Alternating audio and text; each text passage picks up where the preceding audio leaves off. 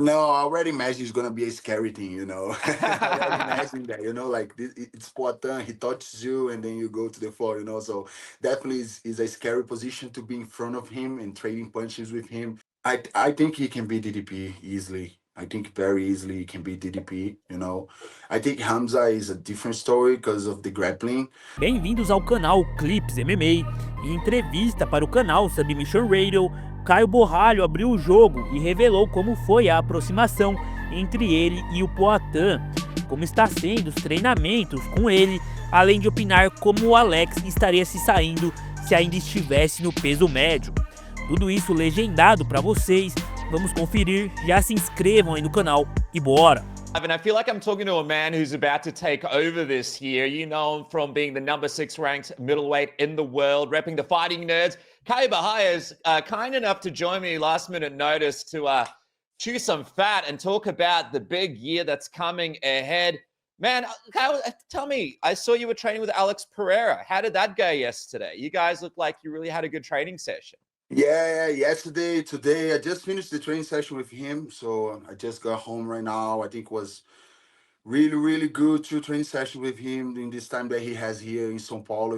Me and Alex, we never been like fellows, never been like friends and all this, be talking to each other and all that. But I think we settle everything, and I never had anything against the guy. I always, admire his story, the things that he has done in the sport, and I just need to put my white belt and keep learning. That's the way that I'm gonna conquer the world. I think I need to be more in a position that I learn more, because when you come into the position that I am right now, top 6 in the world and all that, people expect a lot from you, and sometimes you forgot that you are like a forever white belt.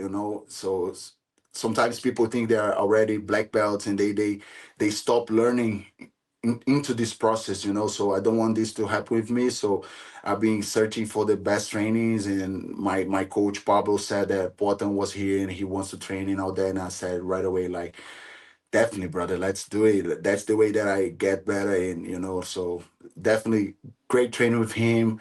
I think we're gonna train a lot together from now on. So very happy with this friendship. So what did you guys say to each other? You mentioned you guys weren't like fellows. Did you have to break the ice? Did you guys talk about anything before your training? How did that go? Yeah, actually, it wasn't even in this training. I was on the LFA. I was doing the broadcast over there. I was commentating, and then he Yep. got into the arena, and we were like not very close guys for each other. And then he came to me, said, "Hello, like congratulations for all your work and all you're doing. You're very fast. You're doing very good.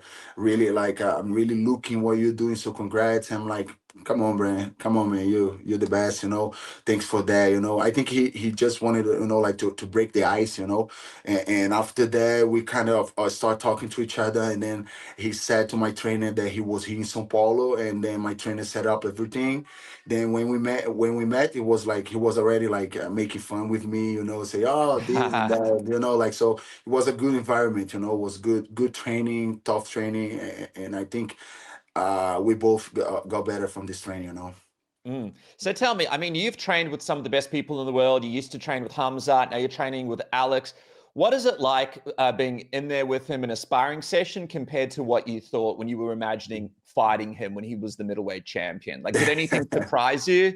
Did anything, standing in front of him, did anything look different to what you imagined? No, I already imagine it's gonna be a scary thing. I already imagine that. Like it's Poatan, he touches you, and then you go to the floor. So definitely is a scary position to be in front of him and trading punches with him, and that's the position that I wanted to be. Because I need to be out of my comfort zone. And I was 100% sure that training with him, I was gonna be out of the comfort zone.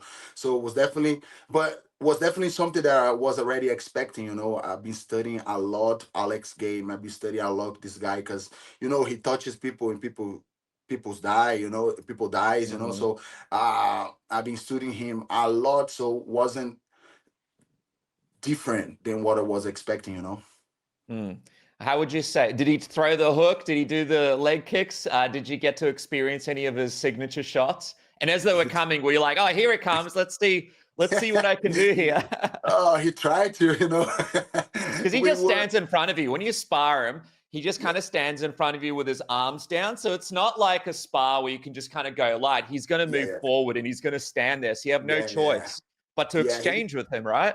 Yeah, he has this pressure position all the time, coming forward and wants you to miss the punch, and then he can catch you in a good way, you know. So I was definitely, you know, aware of that. You know, he tries to do a little bit. I was like maybe denying some stuff, but you know, Alex is one of the best in the world. You know, I learned a lot of good things about positioning of the arms and all that with your stance. If you want to do this and that, Alex is a nerd of the game. You know, he's a guy with a lot of knowledge about, you know, definitely about the striking game, and I think he's getting really better and better in the grappling game and defend some takedowns and all that. You know, so was very good training with him. Obviously, you've been in there with Hamzat, now you've been in there with Alex. How do you think he would have gone if he stuck around in your division? Like, do you think he would have beaten DDP and Hamzat if he was still in middleweight as the middleweight champion? I think he can beat DDP easily. I think very easily he can beat DDP. You know, I think Hamza is a different story because of the grappling, but definitely Poatan is getting better on the in defending takedowns. He's a big guy, very big guy. So I think it would be hard to Hamza to, you know, to keep him down and all that. But I think he did a good choice coming up to the light heavyweight division. You know, because when you're a big guy and you lose a lot of weight, you know, and the fight goes like fourth, fifth round, I think I don't know how it's gonna be his performance losing that much weight, you know, but definitely I think he can knock anyone in the world, you know, like any division, even heavyweight and all that. I think he can do good. I think he's getting better on his grappling. So he was born to fight, you know, his body and all that. I think he was made to fight, you know. He was born to be a fighter, you know. It seems like that when you look at this guy, you know. So I think he can do good with a lot of guys, but definitely with DDP, I think he can knock DDP out really easily because DDP commit a lot of mistakes on his fights, you know, a lot of openings and all that. If you let even a small opening with a guy like Alex, you know, I think you're gonna get knocked out, you know. So I think Hamza would shot right away, you know, and then we never know how it's gonna be. But I think Hamza has advantage on that. But I think it would be a great fight.